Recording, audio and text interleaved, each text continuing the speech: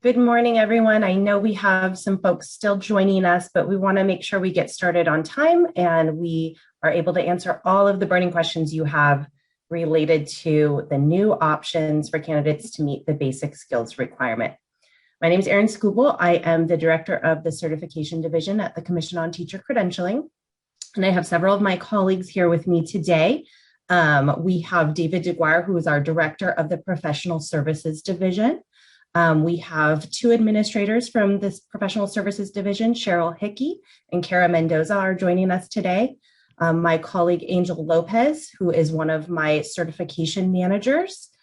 We also have Michelle Bernardo, who is our technical expert for this webinar, and Sasha Horowitz, who's our governmental relations manager.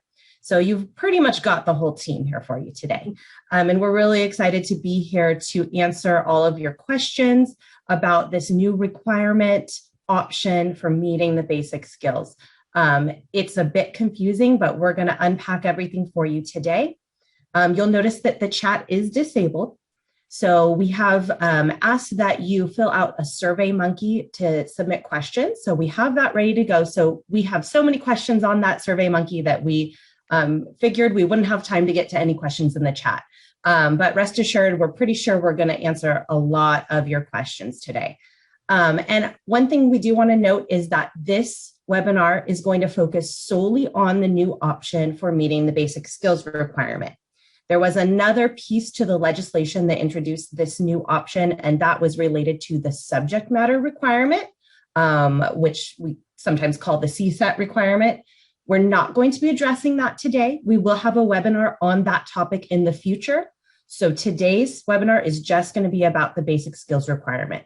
If you submitted a question that's related to the subject matter requirement or the CSET requirement, we're not going to be able to answer that today, but we will be able to answer that at a future webinar.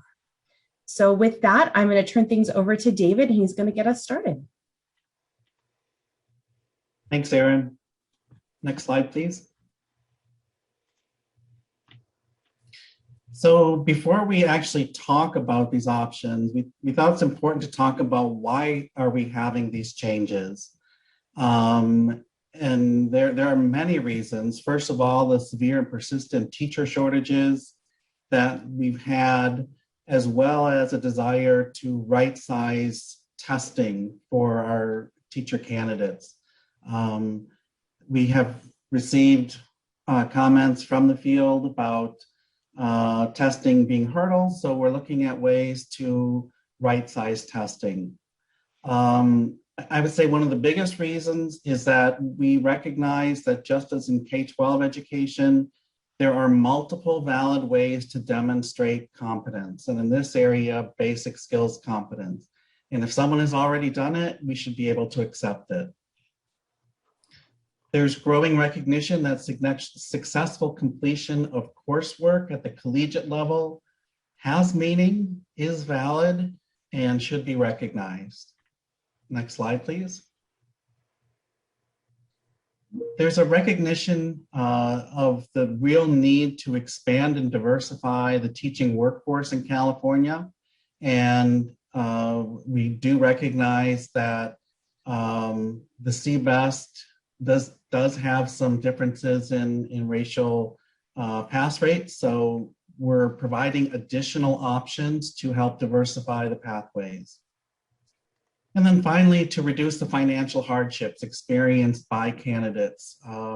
It costs money to take tests, and if we can recognize their competence through coursework they've already completed, it saves them money. Next slide, please. And I will pass it back to Erin. Unmute myself. All right, thanks, David. So how did we get here? So the budget trailer bill, which was AB 130, was signed into law, and it expanded the list of options available for individuals to meet that basic skills requirement. Historically, folks have taken the CBEST, the California Basic Skills Examination, to meet this requirement. But through the years, there's been additional options that have been added to law. For example, SAT and ACT scores can be used to meet this requirement. Individuals who are prepared in another state can use another state's basic skills exam to meet the requirement. So this is just another option for folks that they have now. You can see here on the slide, it lists some of those previous options. We really are excited about this one though, because this expands the options for folks into an area where we're pretty sure every single person has taken college coursework and has earned a bachelor's degree if they're completing a teacher preparation program. So this really expands this option for pretty much every individual who wants to become a teacher. So here's the two new options that we're going to be talking about today. There's a coursework option, so someone can meet the basic skills requirement through coursework, or they can combine coursework and any of those previous 6 options that you saw, with the exception of the out-of-state exam. They can combine one or more subtests from the CBEST exam with one or more courses. They can combine a passing ACT or SAT score with one or more courses. They can combine the ACT and the CBEST. It's really a new option, and this wasn't available to us at all before. So there was no option to kind of combine the various other pathways and clear this basic skills requirement previously. So we're really excited about the ability to allow candidates to meet basic skills through these options. We'll go to the next slide. Okay, so let's dig in a little bit into this new option for meeting the basic skills requirement. There's very specific conditions that are outlined in statute. So these must be met in order for an individual to use a college course to meet the basic skills requirement. So first, the college course must have been taken at a regionally accredited institution of higher education. So that could include a community college course or a course taken at a 4-year institution, but it must be regionally accredited. Now, for foreign prepared individuals who have taken college coursework at a college outside of the United States, the college needs to have been deemed as comparable to regionally accredited through a foreign transcript evaluating agency. So if the individual has had their transcripts evaluated by an approved foreign evaluation transcript agency, they can use that coursework. Now, there's some caveats to that, which we'll get into in a minute. But it must be taken at a regionally accredited institution of higher education. So you see there, community college coursework, I'm going to say it again, does count. It can be just listed on the community college transcript, or it can be transferred into a 4-year institution.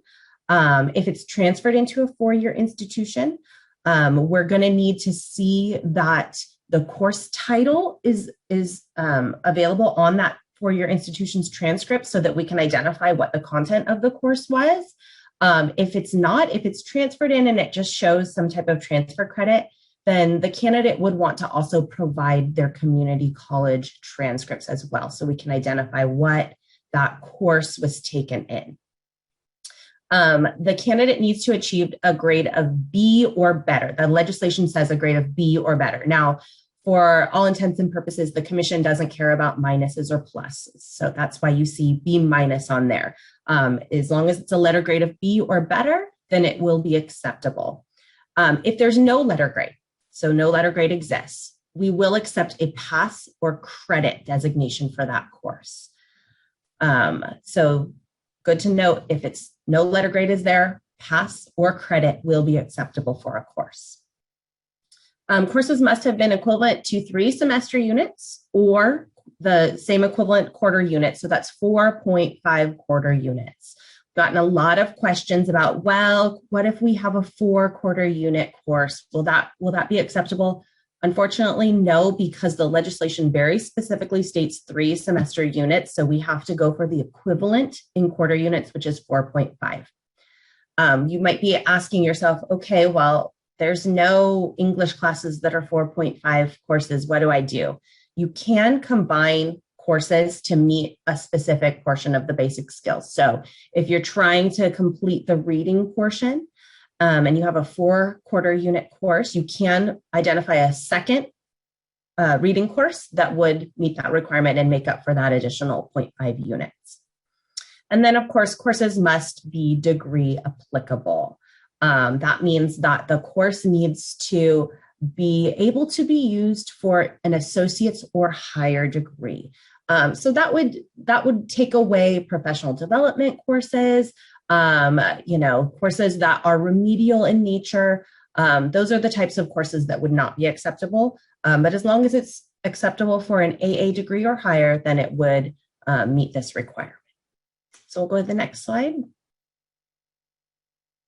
And I just said this. It's like I'm psychic or something. It can't be professional development courses. Continuing education units typically don't meet this requirement. And in-service trainings or workshops, unfortunately, also do not meet the requirement. Okay. So let's talk specifically about what courses would be acceptable for each of the 3 parts of the basic skills requirement. So we have the reading, writing, and mathematics requirements that someone must demonstrate competence in for basic skills. The legislation specifically lists the following content areas that are acceptable to meet each of these requirements. So for reading, it's critical thinking, literature, philosophy, rhetoric, and textual analysis courses. When you have a course with any of those keywords in the title, you can be very confident that it's likely going to meet this requirement. And for writing, it's composition, English, rhetoric, written communication, and writing. For mathematics, it's algebra, geometry, mathematics, quantitative reasoning, and statistics. You'll notice that rhetoric is listed under both reading and writing, and that means that a rhetoric course could meet both of those specific competencies with just one course. So if an individual has taken a rhetoric course, then it could qualify for both the reading and writing parts of the basic skills requirement. There are other courses that may meet both of those requirements as well. However, that would require the individual to get a letter from the department chair or registrar that verifies that the course has both of those content areas covered. And I believe Angel's going to talk a little bit more about that in just a moment. Hi, everyone. Just as Erin said, so they really look at this and they acknowledge that it's very likely that something is going to cover both reading and writing. So yes, you can cover both those areas with just one course. As Erin mentioned, rhetoric is listed specifically twice. So that one is the only one that's automatically accepted. If you have something, beer better, all those caveats, but it is actually a rhetoric course. And so if you don't have that, if you think something may cover reading and writing perfectly, but it's not the rhetoric course, and then we would need a supplemental letter from the registrar or department chair. And the key is it has to be from the institution where the candidate has taken the course, attesting that it covers both areas. So we've had a few people ask about, let's say, like stuff that got transferred in, maybe the courses were taken a long time ago, and they're not sure they can get that, but the individual is going through a prep program at a California university, and they're like, well, could our English department or our registrar write a letter saying we think that this course would cover both? Unfortunately, that will not work. It has to be a letter from the institution where that course was taken. Next slide, please. So that letter, we generally call it a support letter, but it's not the only instance where you would do that.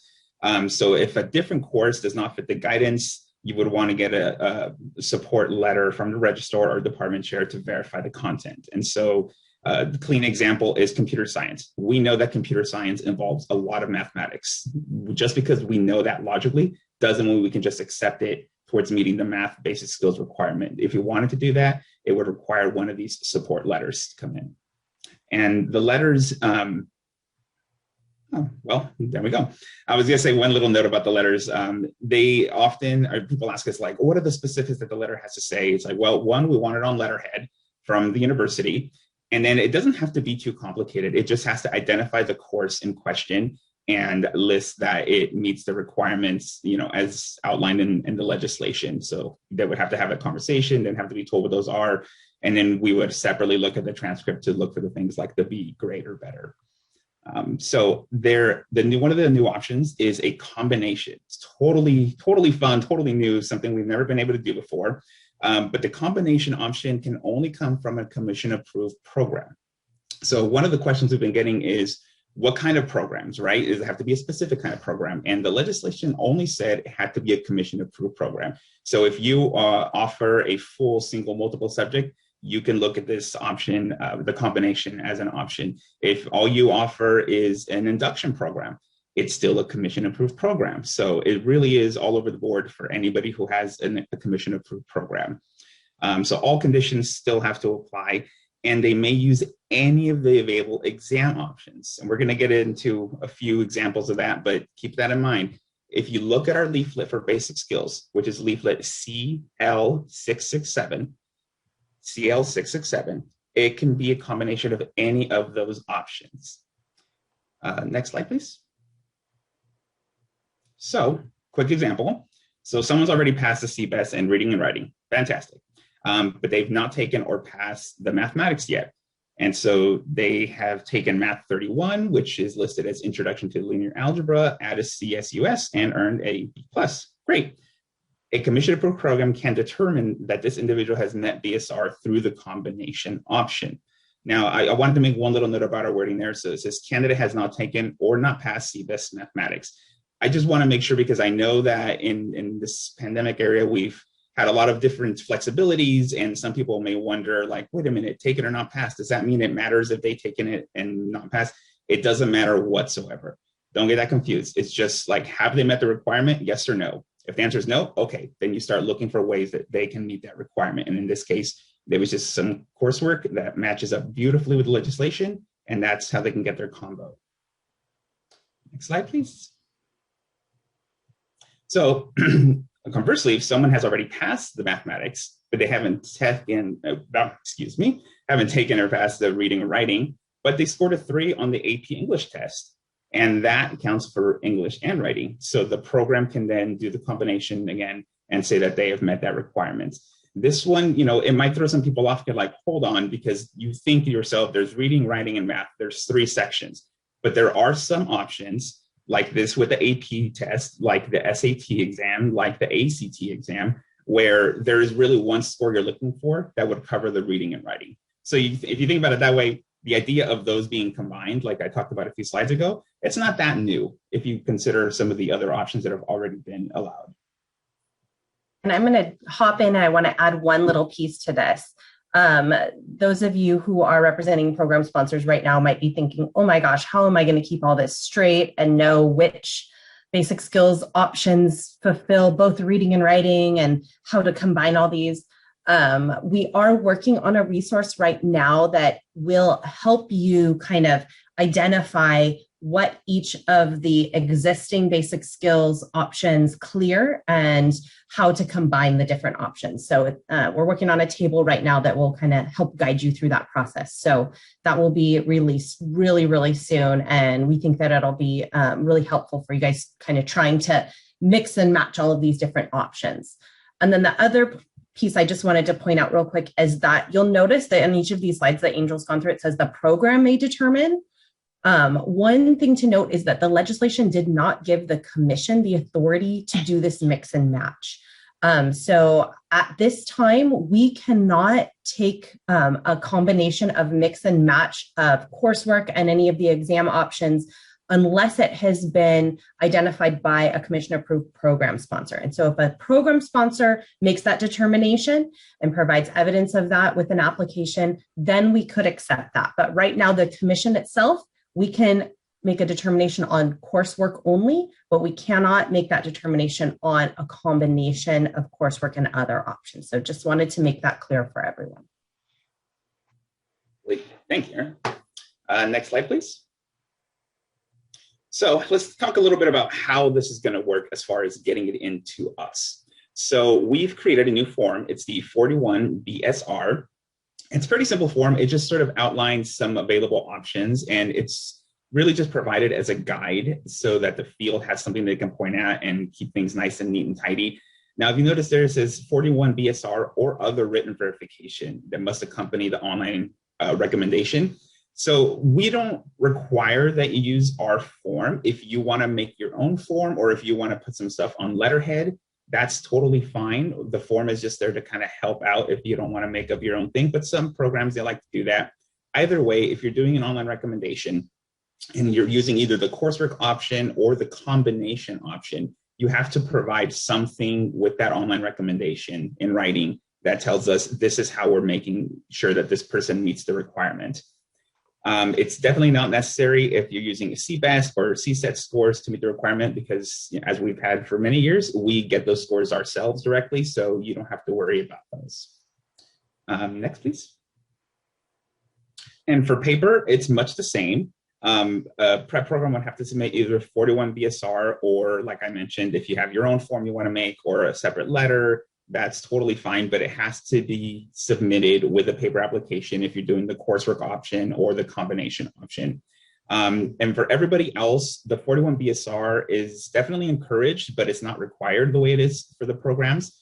And the reason for that is that we are going to have to double check that anyways. So if you're looking at transcripts and you're like, we think this person qualifies based on transcripts, we appreciate the form so that we can just know kind of at a glance, like, okay, the analyst at, say, a county office looked at these 3 specific courses to meet the 3 areas. We're going to double check that on the transcripts. So we are going to need transcripts. And as Erin mentioned, we are not able to verify the combination option. Just wasn't in the cards for us. Hopefully that'll be fixed later, because it feels like we should be able to, but we'll get there when we get there. And I believe next we'll hear a little from Cheryl. Yes.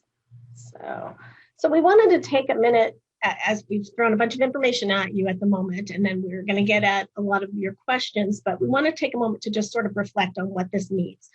And I think I want to go back to what Erin Skubal said a little bit earlier. And it really essentially means these options really opens the door for a lot of candidates, and really anyone who has gone through either as a community college transfer student, as an undergraduate in a CSU, UC, or a independent institution in California that's regionally accredited, any of those candidates who have either earned their transfer or their AA or their BA and have taken those general education courses and gotten a B or better, many of those courses are going to meet these and satisfy these basic skills requirements. So really, this is a fantastic development, I think, for California.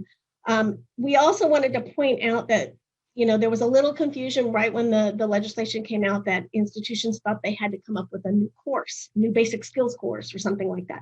That's not what we mean when we talk about a coursework option. We're talking about coursework that has already been taken by candidates, that they take in the normal course of completing a degree, whether it's an AA or whether it's a BA or BS. So there's no need for institutions to kind of create new courses or to hire new faculty or any of those kinds of things. Yes, there has to be some sort of review of the coursework or transcripts and examinations on a candidate by candidate basis. So you have to know exactly how a candidate meets the basic skills requirement.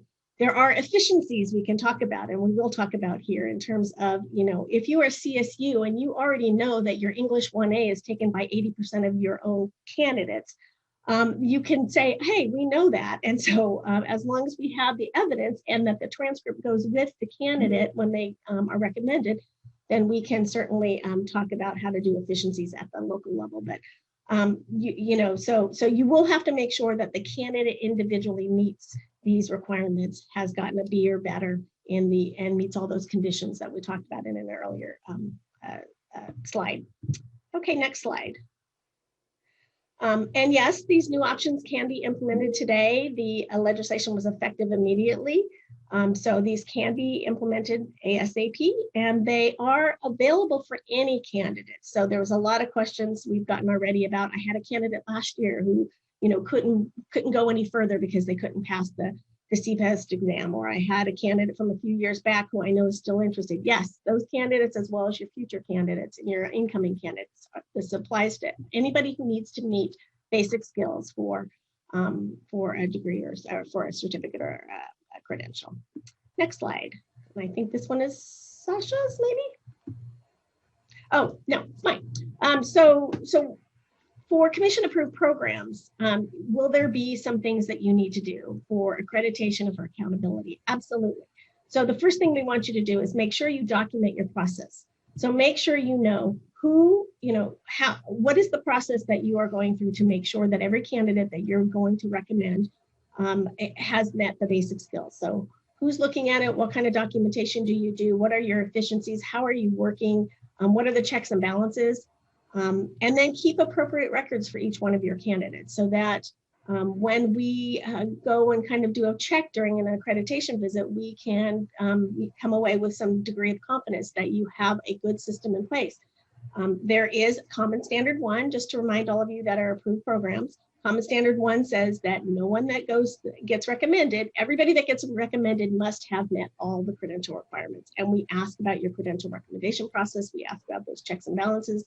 And this will be incorporated into those requirements. So we will be looking at the evidence that we require for Common Standard 1 in the future. And we will probably be enhancing that a bit to make sure that we make sure that for basic skills, you are covering and making sure that your candidates have met those that requirement before you recommend that candidate for a credential. Next slide. All right, Sasha. Thank you, Cheryl. So I'm going to walk us through a few of the frequently asked questions we received. We'll also have some time at the end of the webinar where we go into questions that were submitted by those of you who are watching. So if yours isn't answered in the next few slides, don't worry, we will probably get to it afterwards. So first, can we use this with former candidates who were stopped from continuing process? Yes, absolutely. There is no restriction on who this is available to. So any individual who needs to meet the basic skills requirement can use this option regardless of when they went through their program. Is there any recency requirement on the coursework? This is a little interesting. No, there's no recency requirement on the coursework, but there is a caveat. Exam scores are already only valid for a 10-year period, although during last year with the pandemic, that was extended temporarily to 11 years. So while coursework does not have a recency requirement, exam scores do. So in the mix and match, you'll need to keep that in mind. Next slide. Who needs to submit the documentation for the candidate to the CTC? As we've emphasized, only authorized submitters from a commission-approved program can submit the necessary documentation. However, as we said before, only a program can verify the basic skills requirement. So the verification can be submitted by any LEA who's submitting the application. Can we accept coursework from an out-of-state institution? Yes, there's no restriction on that as long as the coursework is meeting the other specified conditions. So things like from a regionally accredited institution, meets the letter grade of B minus or higher, etc. Next slide. Will courses where the student earned credit or pass in place for the letter grade be acceptable? Again, yes. So if there's a course where no letter grade is on the transcript, but they do have either credit or pass, then yes, we'll accept that. Next, can all programs verify basic skills requirement, or is it only available to preliminary preparation programs? It is, as written in the statute, available to all commission approved programs. So that would include things like intern, induction, CTEL, CTE programs, etc. They all have the authority in statute to verify the basic skills requirement. And I think with that, it's time to hand it over to Erin. Next slide. All right, so for this FAQ, what does degree applicable mean? Does that mean that the course must have been part of the required coursework for the candidate's degree program? So the answer to this is no. I touched on this a little bit earlier, but degree applicable means that the course is non-remedial and could be applied towards the undergraduate requirement of a bachelor's degree or towards an associate degree, or it might be transferred to a four-year institution. For those of you who are not familiar with reviewing transcripts, how would you identify this? Excuse me. Well, you would want to take a look at the key to the transcript. That would be what you would want to evaluate to see if a course is or is not degree applicable. So if we go to the next slide, we have a little example here. So this is the back of a community college transcript from Salt Lake Community College. And you'll see there in the middle, there's a course numbering identifier right there. And so we blew that up a little bit to show you. So the way they number their courses, you know, for maybe English 100 or maybe, you know, remedial math, you know, 04, those are developmental courses or non-credit courses for School of Professional Development. And then anything from 101 through 299 or 1000 through 2999, those are considered lower division courses. So this would be what you'd look for to identify if a course is or is not degree applicable. Most all community college transcripts are going to have some type of course numbering system. Some four-year institutions do, some do not. But typically, if a course is taken at a four-year institution, it would be degree applicable. I'm not familiar with many instances where that is not the case, but community college transcripts are where you would need to pay close attention and identify whether a course is or is not degree applicable, and you do that by looking at the transcript key on the back of the transcript. All right, and I think that we'll go to the next slide, and that takes us to our questions portion of the presentation. So let's go ahead and take a look at what you all submitted for questions, and we'll get started. Okay, so we've gotten a lot of questions about transcripts or coursework taken outside of the United States and how that might work for an individual. So there's some points I want to make sure that we clarify. So as I mentioned before, yes, a course that was taken outside of the United States can be used to meet this requirement, but it needs to meet all of the same conditions outlined in statute that a course taken in the United States would need to meet. So a foreign transcript evaluating agency that is identified by the commission as an approved agency must have done an evaluation, and that evaluation must indicate that the course is degree applicable, that the course was 3 semester units or 4.5 quarter units, that it was a grade of B or higher or pass or credit. And it most importantly must state that the coursework is considered equivalent to regionally accredited coursework taken in the United States. Now, there's one more key that we haven't mentioned yet, and that's that for courses for English or reading or writing, it needs to be taken in the English language. So that means that if it's a writing course, it cannot be a writing course in that institution's home language unless that language is English.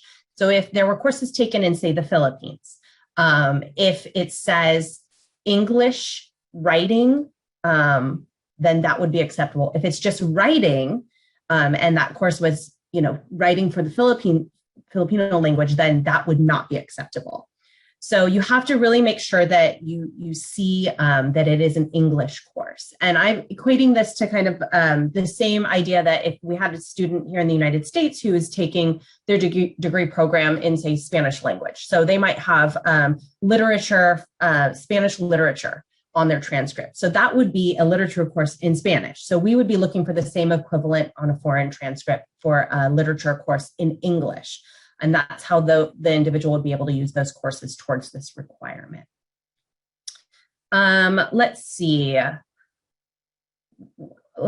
Anybody want to jump in with the next question? You're all muted. I wanted actually, if I could jump in and just tag on one little thing, Erin, because I noticed that we've gotten some questions, yes, related to the foreign transcript evaluations, but the questions actually were coming from individual educators. And they were phrased in such a way where I felt like people were wondering how they can submit to us so that we can note their file that they've met basic skills. That's going on today. And I just wanted to throw it out to everybody. It's like, there's nothing special about this that's changed as far as how the submission is going to work. we don't want people sending us in anything to just say like, make note that I passed basic skills, or even worse, saying like, oh, I'd like to request a waiver for basic skills based on these new options. This is not a waiver in the slightest. This is just a new legal option for people. And the way you want to do that is we need to get an application and fee.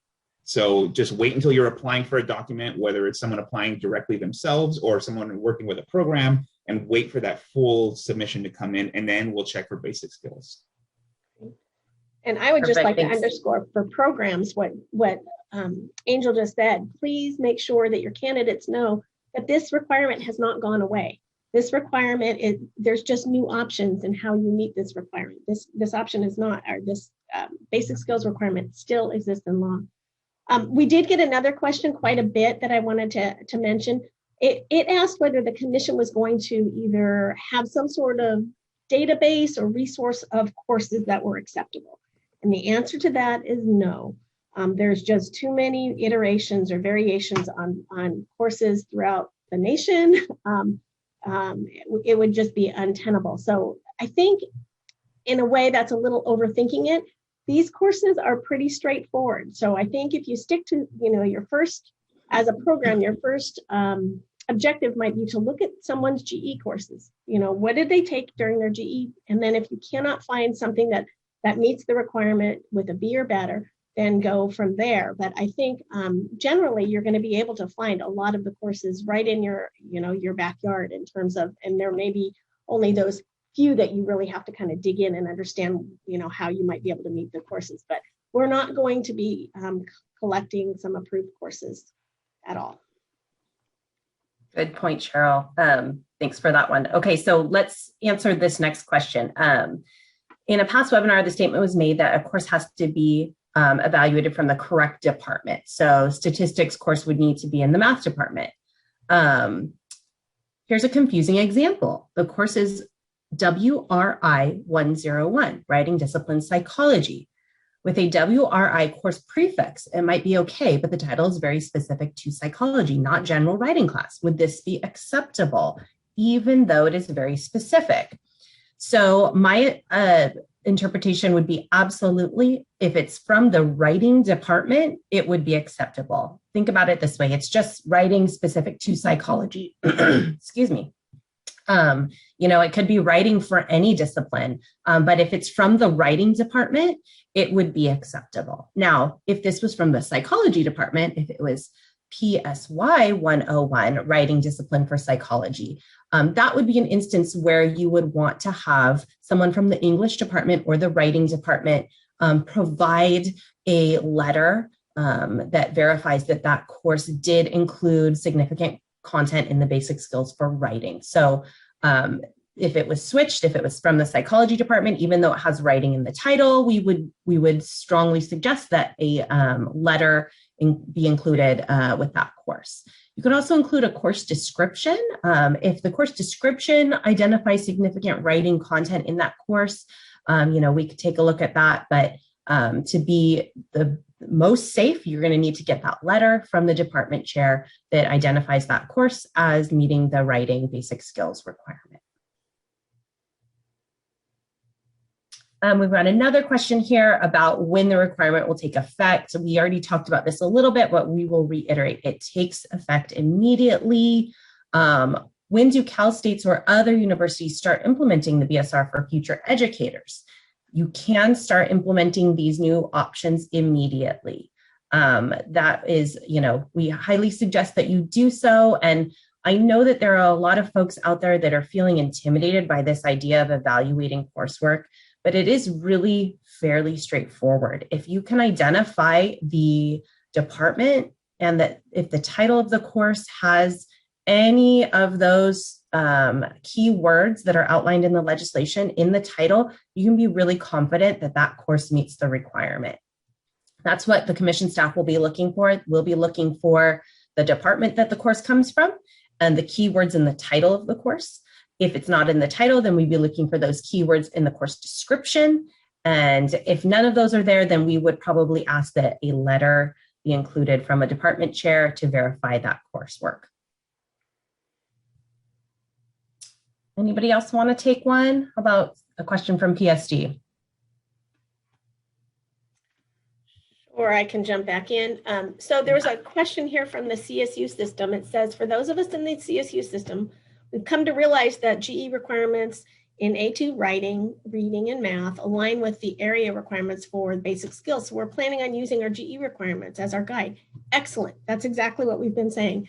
We even had, and I'm going to out her here, Pia Wong from Sac State talked about how they've created a database of courses that they already know will meet the basic skills, and that the majority of their candidates, whether they're internal candidates at least, that have come through their undergraduate programs or through their transfer agreements, they've identified them already. So then they can just go ahead and use their technology to make sure that the person has gotten a B or better in those courses. So please, if there's a way to capitalize on efficiencies, that's great, as long as we get the transcripts that we need for the recommendation. But if there's a way for you to do it to make it easier on you, I think that's excellent. So I think that's really helpful for CSU, UCs, and the private institutes, private and independent institutions. Awesome, thanks, Cheryl. Okay, here's our next question. If a program sponsor is submitting a 41 BSR, which is our new form, and the candidate satisfied the requirement by exam, either fully or partially, do we also need to upload exam score reports? So I would say that if a candidate has completed basic skills by exam fully, then best practice is to upload those exam score reports, especially if it is from an SAT or ACT passing exam score, because the commission doesn't have those in our database. If it's through CBEST, we typically have those in our database, so it's not required. It's always recommended. More is always more sometimes, because it's good to have those records just in case. But if it is partially fulfilled by the exam, then your completion of the 41 BSR is sufficient. So you, as the program sponsor, can complete the 41 BSR, verify the specific courses and the specific exams, including the passing score, and include those. That would be sufficient verification for the basic skills if it's a mixing of more than one option. I have another one here that I think is a good question that talks about, do institutions need to review course descriptions or syllabus to determine coursework equivalency to meet BSR? So something like the example here that's given is genres of writing. And I think this is a really good example with a title that's a little unclear. So genres of writing to me could be a literature course. It could also be maybe a writing course. So I think this is a good example of where the institution would have to dig a little deeper to find out what's in that course syllabi, what is expected there. Is it really a reading course, or is it really a writing course? And maybe it's both also. So that's where I think you're going to have to do a little bit of work. We do trust the institutions, all of you commission approved programs, to determine when you need to dig harder and to figure out whether that course is going to fit for any of the basic skills requirements. All right, thanks, Cheryl. Let me answer this question about CBEST subtests. So can CBEST subtest scores of 37, 38, 39, or 40 be used in combination with coursework? For example, a score of 37 in one area is acceptable on the CBEST if the total score is at least 123. Or can coursework only be used in combination with CBEST scores of 41 or higher? Great question. The answer to this is that CBEST subtests must be 41 or higher as the passing score in order to be combined with coursework. The reason for this is the very specific language in the law for the ability to use a subtest score of 40 or lower than 40, so 37, between 37 and 40. That is very specifically only applicable if the overall score for all three subtests is 123. So we can't use a score that's below 41 unless you're completing the basic skills through all three CBEST subtests. So if you're using a CBEST subtest along with coursework or any other of the test options like ACT or SAT, it needs to be a score of 41 or higher to use that combination option. All right. Let's see. Can AP scores be used in combination with coursework? Yes, they absolutely can. A 4 on an English AP assessment would clear both the reading and writing, as Angel mentioned earlier. And so an individual might just take a math course to complete the basic skills requirement. Another specific question about coursework: does a course on grammar fulfill the writing requirement? Probably not, but that would be a question for the English or writing department at the institution where the course was taken. And they would be able to make that assessment to say, okay, does this course cover the basic skills in reading and or writing? I see a few questions from liberals or in and around liberal studies as a major. And the fact that it's a liberal studies major doesn't make it any more or less applicable to the basic skills requirement. It's really about the coursework taken within those liberal studies majors or any other majors. So is there a course in reading, writing? So one example here is that a math course was taken at a CSU. It included elementary trigonometry, geometry, and statistics. So, it's a math course, covers those areas. It probably very likely then would count. Exactly. We've got quite a few questions about this whole idea of institutions not having letter grades. So institutions might have their own grading system. For the example given here is Southern New Hampshire University does not use letter grades on their transcripts, and instead their key says mastery is equivalent to an A grade. Again, if there is an equivalency provided, then you'd want to identify that equivalency. So if, whatever is the equivalent to a B grade, that's what would be acceptable for that specific institution.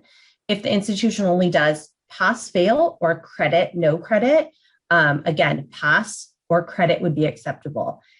Even if the institution identifies that as maybe a C grade or higher, if there's no direct one-to-one correlation between letter grades, it sounds like Southern New Hampshire University does have a one-to-one correlation to letter grades, then you'd want to make sure that grading system that you're looking for that equivalent to a B grade.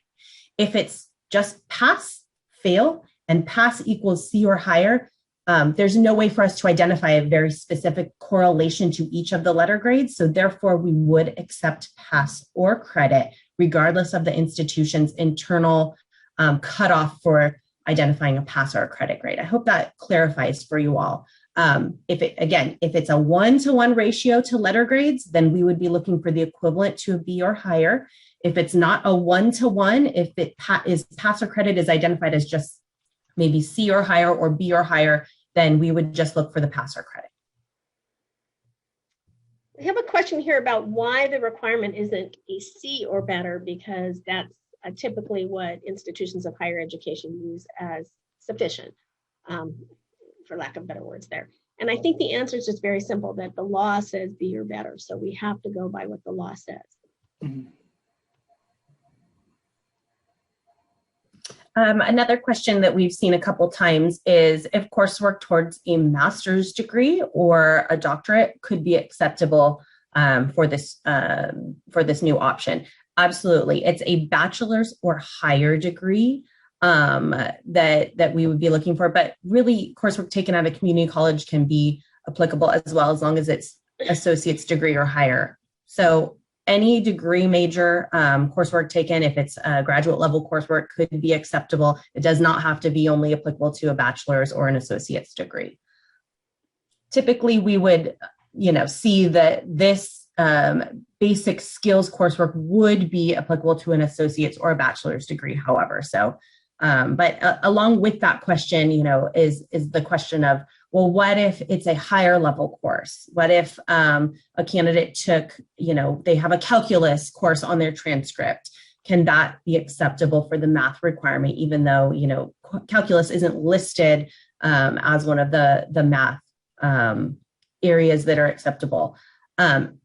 I think that, at this point, we're very comfortable taking a calculus course to identify that someone has met basic skills proficiency in mathematics. So yes, if it's a higher level course and it meets all the other requirements in the law, and that algebra or another math course was a prerequisite for that, then we could take that. And I want to add on to that, like, consider also that, just like you said at the very end, that person probably has prerequisite math that 100% aligns with the guidance that's out there. So I feel it would be very rare, and for that situation, I'm glad you touched on that answer, Aaron. But just keep in mind, don't overthink it. Like was said before by Cheryl and others, like really look at that GE stuff, those GE classes for this.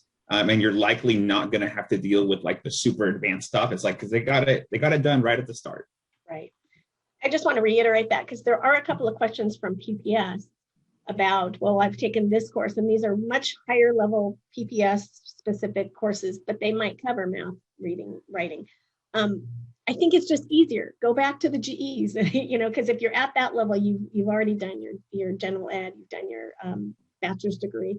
So, you've probably already shown it. It's just easier to show that correlation directly with those, those lower level courses, I think, than the higher levels that have, very complicated descriptions.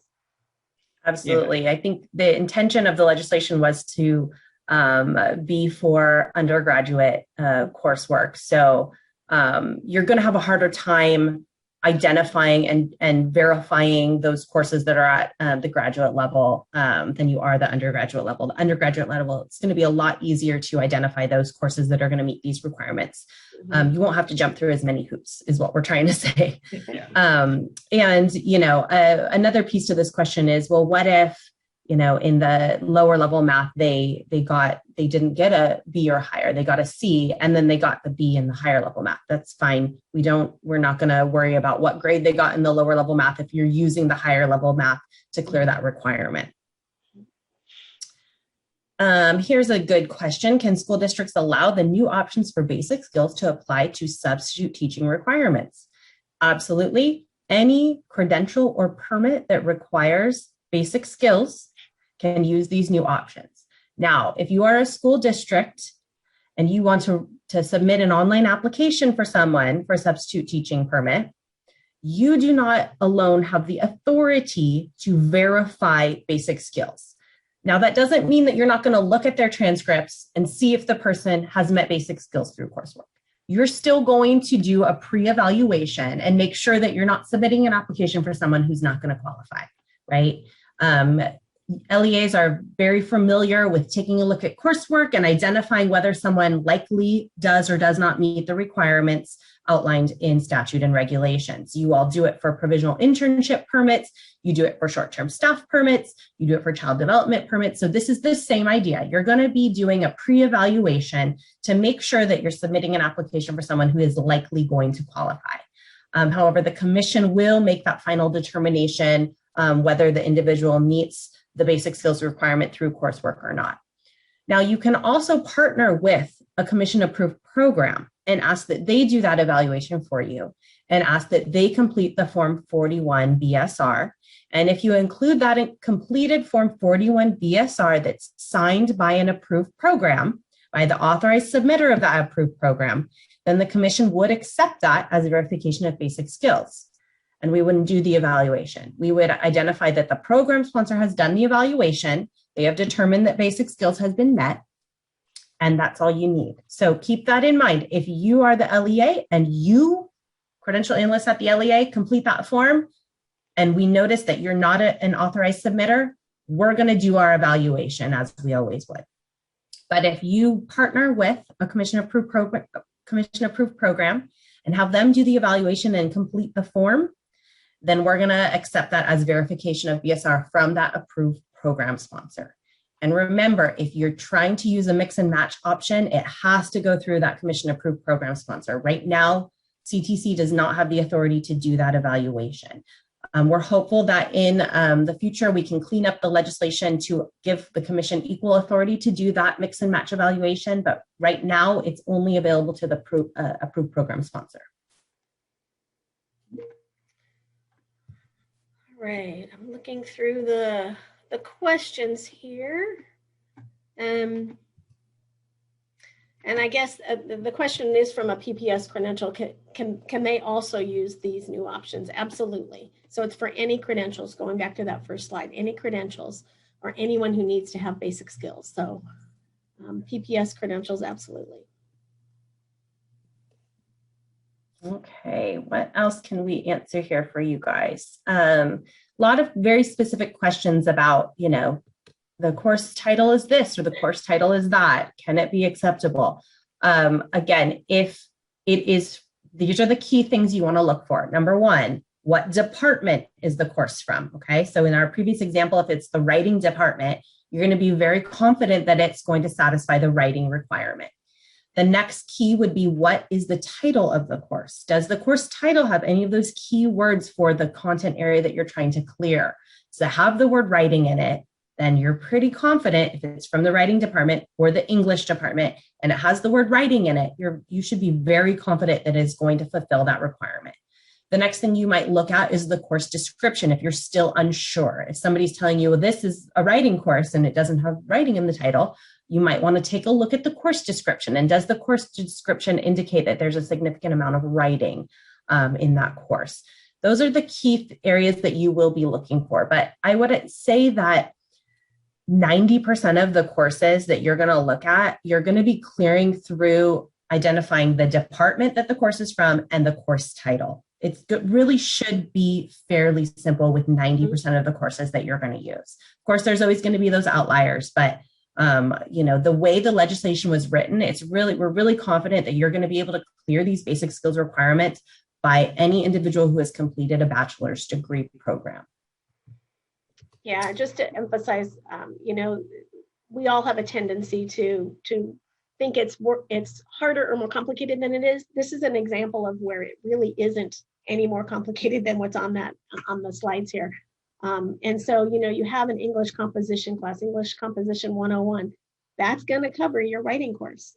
So, you know, feel confident that you can make those decisions pretty easily. There's a question here about, are we allowed to retake a course to meet the standards? So if they got a C+ in a college math and then they took it to a B, does it count? For our purposes, absolutely, that could count. Now, of course, each institution has its own policies about retakes. So, you know, for the purposes of going towards the degree or counting the units towards the degree, you need to check with the institution. But for our purposes, that B in that math retake class, of course, would count. Exactly.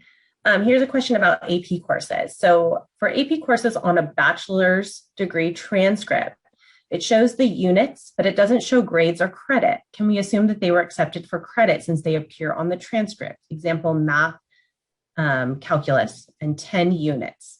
So yes, I think that is perfectly acceptable. We would accept that as coursework towards the mathematics requirement. If they took the AP course and it is showing on the transcript specifically, we need to see the content area that the AP course was taken in though, and we need to see that those units were applied to the degree. So if we don't see those two things, if it just says transfer credit, then we would not be able to use it. But if it clearly says mathematics and the units that were applied towards the degree, then we would be able to use that. Okay. Yep. Will the new options to meet the basic skills be applied to the paraprofessionals who haven't passed the paraeducator exam / CBEST for paraprofessionals? So if you, Cheryl, maybe you can touch on this a little bit. I'm not sure what the paraeducator exam is. If there is a employment requirement for paraeducators, and you know they can either pass a paraeducator exam or the CBEST. That would be a local level decision if they want to allow this option to meet that requirement. Mm-hmm. Anything you know about this, Cheryl? I don't really know a whole lot about it. So I think that if like, as you said, if it's a local requirement, then yeah, this should be fine. I do see it might actually be for paraprofessionals working in a Title I school. Okay. And this is for our state basic skills requirement. So I don't believe that this would meet the requirements for the federal Title I requirement. Okay. Yeah, I think another way to look at that, and David kind of touched on it a little bit, is that these new options are for the commission's basic skills requirement. So if you're thinking like, does this apply to XYZ situation? Like, does the commission require basic skills for that thing that you want? If the answer is yes, then these options apply to it. If it's a basic skills requirement for anything else that's outside of our purview, maybe yes, maybe no, it's not on us to make that call. But if you're applying to the commission for any document, permit, anything that requires basic skills, these options are available right now. That's a great clarification. There's a question here, I think it's from a candidate who says that they want to do a credential program with one institution, they specifically LA Unified, but they're in a degree program at Dominguez Hills. So who do they contact about their basic skills? Is it Dominguez Hills, their undergraduate, or is it their program? I would suggest that they talk to LA Unified if that's going to be their preparation program, and to make sure, because the preparation program is going to be the one that verifies the subject matter. So they will be in communication with their undergraduate program, or they'll have the documentation from their undergraduate program. But so for candidates, you really want to go through your preparation program. Here's another good one. When submitting the 41 BSR form, do we need to include transcripts and a copy of test scores if mixing and matching? Okay, so the answer to this is it depends on who you are. If you are an approved program and you're submitting an online recommendation for a candidate, you have the authority to clear or verify BSR in this legislation. So you just need the form, make sure the form is filled out and signed by the authorized submitter, which is probably you, and then you would not need to include transcripts for basic skills proficiency. You would not need to include the passing test scores for basic skills proficiency. However, if you're an LEA and you're submitting an application on behalf of an educator that you're wanting to employ, and you are not an approved program, and you're just completing the 41 BSR kind of as a guide for the commission to do the evaluation, then you would still need to include those transcripts for us to do that evaluation. And if you're trying to do the mix and match, again, I'm going to keep saying it has to go through an approved program sponsor. So you would not want to try to submit that form completed by you, the LEA, to have the commission do that evaluation, because right now we cannot do that evaluation. I wanted to also go ahead, Cheryl. I've been meaning to cut in here with it's an approved credential program, commission approved credential program. So we're not talking about subject matter programs in this instance. We're talking about the preparation program. The law actually says determined by a credential preparation program. So I just want to emphasize that. Most preparation programs also have subject matter programs. Okay, here's another question. Option 2 of our leaflet CL667, which is our basic skills leaflet, states the combination of CSET multiple subjects plus writing. Under the new mix and match option, can we use the multiple subjects subtest 1 reading and subtest 2 math in combination with other exams and coursework options? Also, can the CSET writing exam be used with other exam and coursework options? Absolutely. And as I mentioned earlier, we are working on a chart that we're going to be posting very, very soon that will help kind of guide you through that combination option. And the CSET is one of the more challenging ones. So just to clarify, the multiple subjects exam subtest 101, a minimum score of 220 would clear the reading requirement. Multiple subjects examinations subtests 214 and 103, both of them, an individual would have to score 220 in both of those subtests to clear the math requirement, because each of those subtests has math components in them. And then the writing skills exam, which is subtest 142, could clear the writing portion. So again, this table that we're putting together will really help clarify that. It includes the AP exams for English, calculus, statistics, and it includes the SAT, both taken before March of 2016 and those assessments taken after, that will help clarify that mixing and matching. So it gives each of the different subtest options. It gives you which category it clears, and it tells you the minimum score that the candidate must complete in order to use that option. I wanted to touch on a question here that's a little dicey. So it is, if a candidate has met basic skills according to one program, and for some reason they're now at a different program, does that program need to accept the other program's determination? So that is a little dicey. I think in most cases that's not going to happen, but there may be an oddball kind of outlier course or something that somebody took and that another program thinks doesn't match. It's the program that's going to be recommending that candidate that really is responsible. So if you look at it that way, you might want to dig in and see if there's something else that might be used instead. But that may happen. I mean, we're not going to say that's not going to happen, but there may be some cases like that. Okay. Erin, Go ahead, can I jump in real quick? I just wanted to touch on a couple of things related to the 41 BSR form. Number one, for those of us who are hearing us talk about it and you've never seen it before, it's not on our main website. It's on the SIG website. So keep that in mind when you're going to go get it.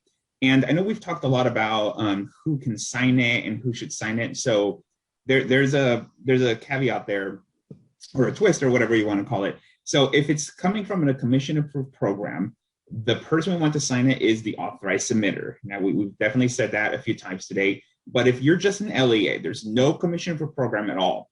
For those, as I kind of touched on earlier in the slides, that form is really just a kind of a helpful guide. So you don't have to be an authorized submitter to sign it. Because again, if you don't have a commission-approved program, we have to verify the coursework that you're using to meet the basic skills requirements. So we're double checking that work. So even if it came in and it was filled out and it wasn't signed, it's fine. We still have that responsibility to double check the courses. And again, if you're just an LEA, you're just talking about the idea of the coursework. No combination is allowed because that's not written that way. Great. Good clarification, Angel. Thank you. And to kind of add to that, if you are an LEA, what is a best practice for you? So you might want to partner with your county office. If your county has a program that you can rely on, maybe they have an induction program, or maybe your district has an induction program, you might want to partner with that program and ask them to do these evaluations for you, especially if it's the combination of coursework and exams. And then in that case, when you're submitting that 41-BSR, it would absolutely need to be signed. That induction program, authorized submitter would be the one doing the signing. Same would go for a district intern program. If you have a district intern program, your intern program could complete that form for you.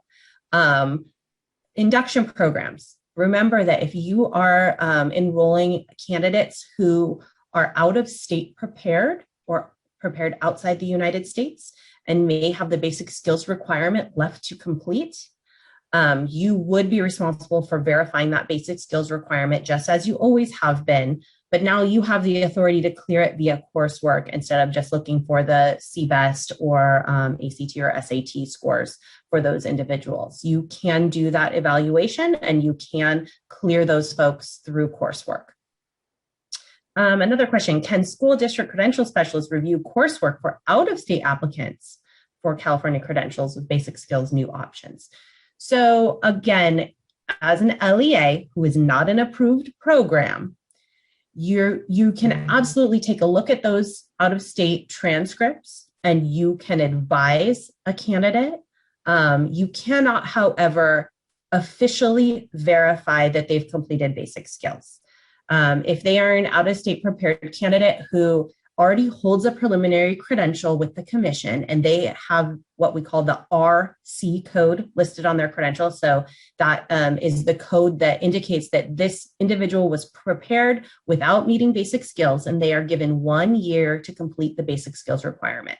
So any preliminary credential that has RC listed on it or a level 1 credential for a special education teacher, that means that they need to complete the basic skills requirement still. So a best practice would be for all LEAs, pull those credential records, pull those transcripts for all of those candidates who have that RC code. And you can do this evaluation now internally to see if they might meet this requirement through coursework, or maybe a combination of coursework or exams.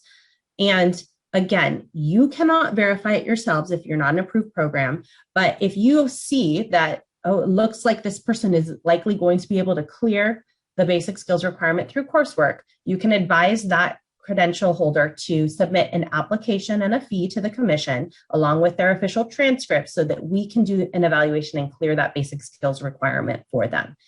We cannot and we will not do evaluations of basic skills without submission of an application and fee. The commission cannot evaluate coursework without an application and without that processing fee to go along with it. We're happy to help advise approved programs if you're kind of needing more guidance on what is and isn't acceptable, but we are unable to give official evaluations through email. We cannot say for sure whether a course will or will not meet a requirement without actually seeing the application, the transcripts in front of us, and doing that full assessment. So keep that in mind.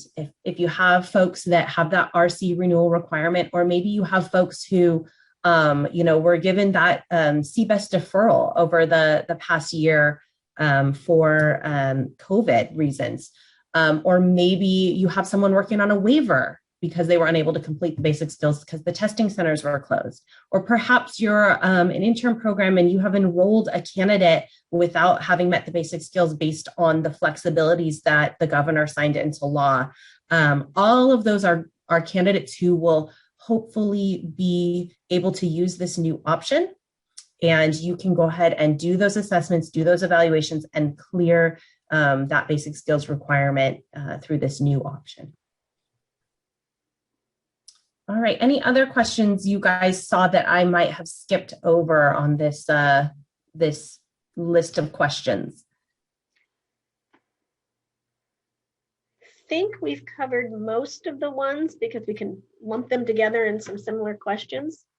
We do have a few raised hands and we don't know if we have a little bit of time. We can take a few of those maybe if you're comfortable with that, Erin. Sure, yeah. I don't we see can any. Go ahead and open that up to answering some questions from raised hands. We'll do our very best. Keep in mind that we only have about 15 minutes, so we'll hopefully try to get to everyone. Right. So let's call on Raisha. Is it Risha or Raisha McCormick? It's Risha at you. CSU East Bay.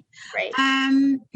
You guys touched on this slightly, but a lot of people are trying to meet the math requirement for the BSR, and there's lots of business majors, so they may have taken a business statistics course. Does that satisfy the math portion? Great question, and I would say possibly. So the key to that would be if the course is, say the course title is statistics for business. And likely that's going to be coming from the business department. What we would need to see is what you as the program sponsor would need to do is look at the transcript. So number one, it says statistics in the title. So great, we'll tick that piece off. But it's not from the math department. So that's a missing key here, okay? So we need to make sure that that would satisfy the math requirement. So you'd have to have the candidate, if it's at your institution, you'd have to connect with the math department and say, okay, can you guys take a look at this business statistics course and tell us if it sufficiently includes mathematics content to meet the basic skills requirement? Does this have math content in it? If they identify yes, it does, then you as the institution can complete that 41 BSR form, list that course, and you're good to go. Now, if somebody who's not associated with the institution, or if that candidate took that course at a different institution, then you would need to get that official letter from that other institution to have that in the candidate's records for your accreditation site visits, just to make sure you have all that documentation in place. But if it's at your institution, you can work with your math department and say, okay, math department, tell us what if this course meets the requirement. And then you know that for every business major that's going to work for the math requirement. Does that make sense? Anything else you want to add, Cheryl? No, I think that's perfect. Okay, great. And just to confirm, we can use, like for the rhetoric or the composition, I heard Angel say that we could use one course to meet both the requirements. Okay. Absolutely. You can. Rhetoric is listed in both reading and writing in the legislation. So you don't even need to make an assessment on those. If the course title is rhetoric, then it's going to meet both automatically. For maybe an English 101 course, you would want to confirm that with the English department chair, or if you have a writing department, the writing department chair, to ensure that it includes both reading and writing basic content in that one course. Most likely it will, and you know, it would be pretty unlikely that you would find an English 101 course that wouldn't meet that requirement. But you just want to take that extra step if it's not a rhetoric course to get that confirmation from the department chair. And Erin, they would put that on a letterhead, and maybe they could use it for multiple candidates if they know that a lot of their candidates are taking that. Absolutely. Mm-hmm, Yep. Mm-hmm. Okay, great. Thank you so much. Sure. I think our next person is Hate. Hi, yes, thank you.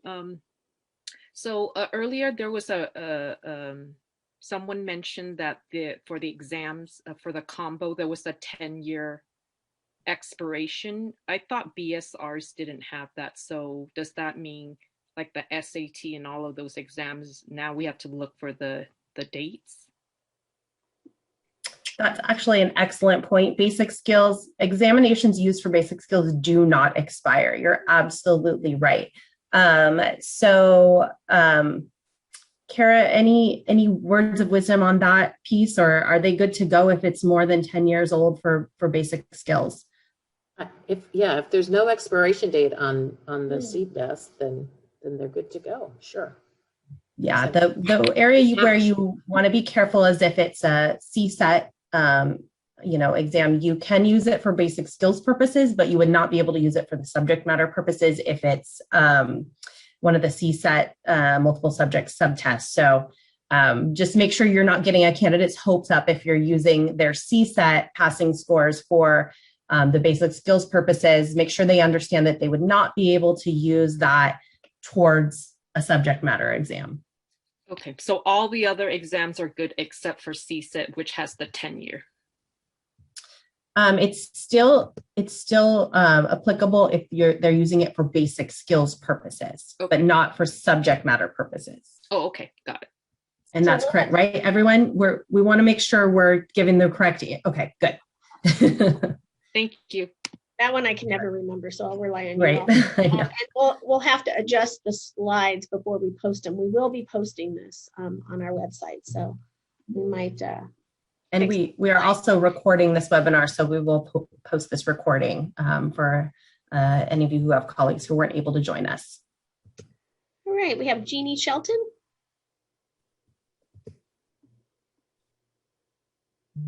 Michelle is unmuting. Hi. I just wanted to make sure that the digital signatures are okay still for the 41 BSR, if we're the authorized signatory.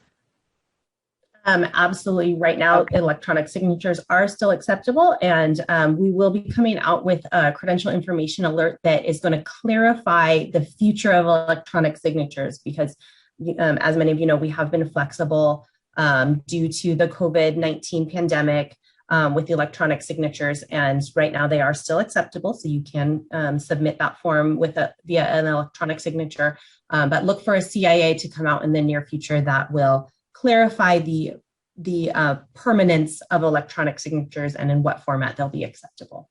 Great, thank you. Mm-hmm. Great, we have Danielle Rodriguez. Hi, can you guys hear me? Yes. Yes. Okay, just want to make sure.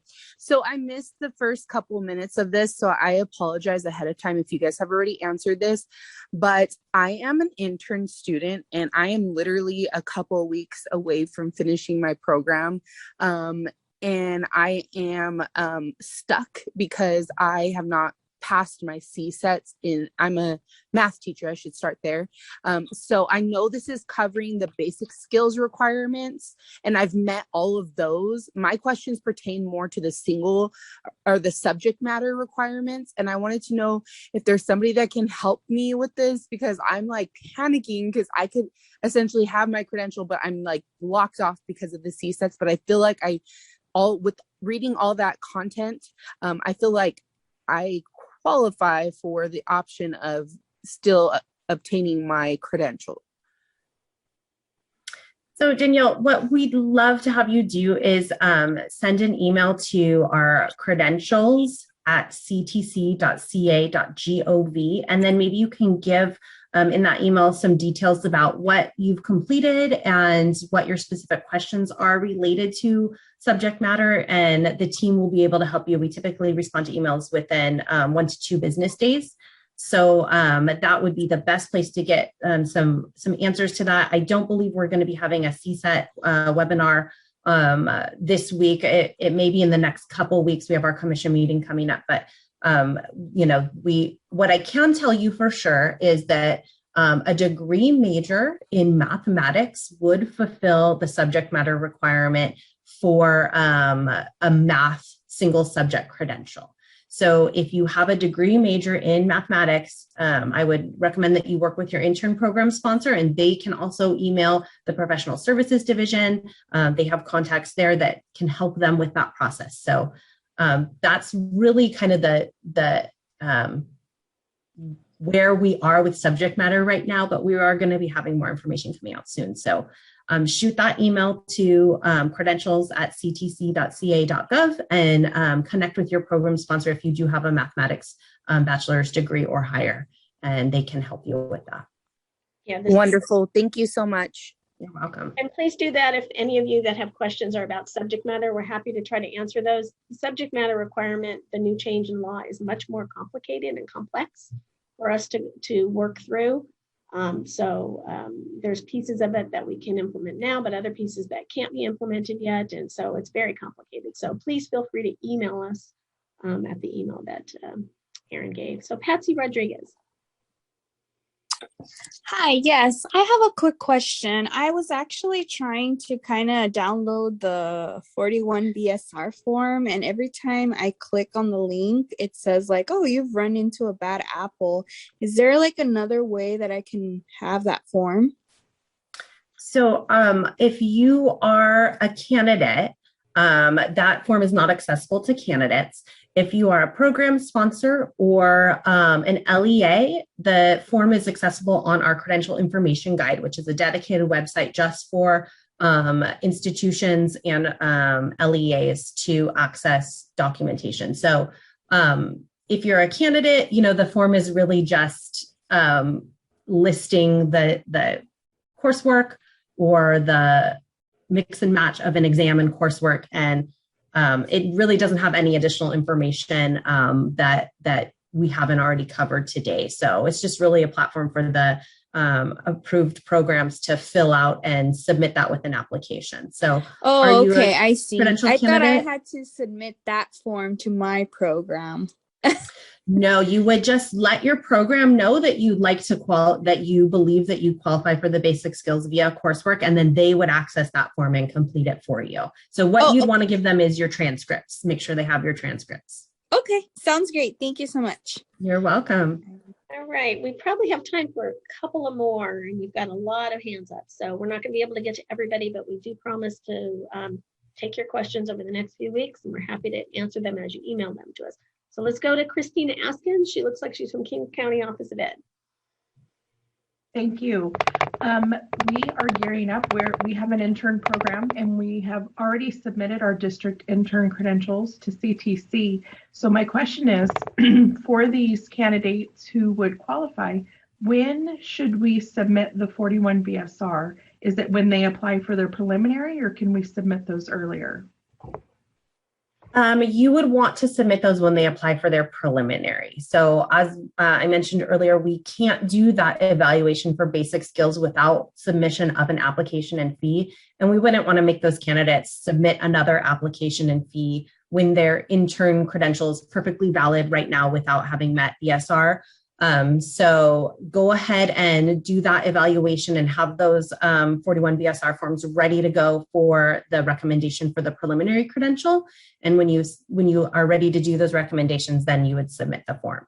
For future candidates who are going to enroll in the interim program with BSR, so if you have, even though that flexibility still exists, that they can enroll in the interim program without basic skills right now, if you have a new batch of candidates and they might meet the basic skills through this option, I would definitely do that evaluation and clear it with submission of the intern recommendation if you can. If not, then again, yeah, you can just do it with the preliminary credential recommendation. Thank you very much. Sure. Okay, let's go to Pavan Musti. I apologize if I'm mispronouncing that. Hi, can you hear me? Yes. Hi everyone. So you mentioned that if you want to complete the reading section, we need to complete some sections like literature, philosophy, reading, rhetoric, or something. So do I need to complete all the sections to qualify the reading, or any one of them? Good question. No, it's any one of them. So a course that aligns with any one of those content areas listed would meet the requirement. So for example, for mathematics, a statistics course alone would meet the requirement. An algebra course alone would meet the requirement. You do not need to have completed coursework in all of those areas. So fortunately, I completed my math section, so that's fine. So, but if I take the rhetoric, so I don't have to do both separately, reading and writing, right? Correct. If you take just a single rhetoric course, it would meet both the reading and the writing content areas. Thank you so much. And the last question.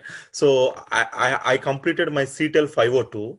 Can I use that CTEL 502 as a course for? CTEL 502, I'm not familiar. No, I think CTEL is more like for the English learner.